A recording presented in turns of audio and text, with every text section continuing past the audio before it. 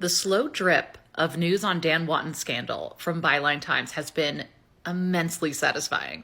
I'm going out of order because this just dropped and it's too good not to look at. Yes, I know I eventually need to get to the August 1st drop. Dan Wootton and Martin Branning, the proof. If I've learned anything in the past year, it's don't hide classified documents from the United States government in your bathroom, and don't use the same passwords for your online crime-in. The piece opens with GB News star Dan Wootton twice used an identical password as the catfishing pseudonym Martin Branning and Maria Joseph to subscribe to a movie-sharing website. Stupid crime-in. The best part, though, is that this now defunct film indexing service is called mydvd.overhere.com. What in the 2005 Craigslist is going on here? Website is like a walking red flag. The website was a person. It would be a predator that Chris Hansen is trying to entrap with a 6-pack of Smirnoff Ice. Anyway, he also used this password along with his email address for his private web domain and his official News of the World account.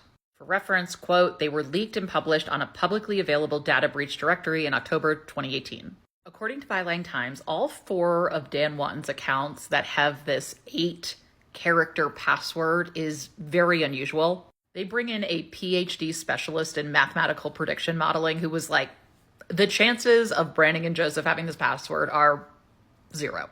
It's just too weird, which makes me want to guess it. But anyway. The article goes into extensive detail on how they were able to figure all of this out, what they used, and how everything was above board. They show their work, which makes my nerdy heart very happy. We also note that they have sent all this raw data to the Metropolitan Police, which does beg the question, what is happening with that investigation? They've had this dossier on Wootton from Byline Times since June 20th, 2023. Interestingly, though, we get this little tidbit. Byline Times has asked the new legal representatives of Dan detailed questions about these password breaches. New legal representatives.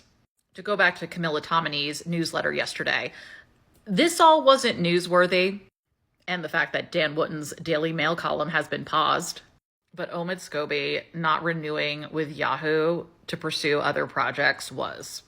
Could it be that Dan Wootton is also one of Camilla Tominey's coworkers? Probably.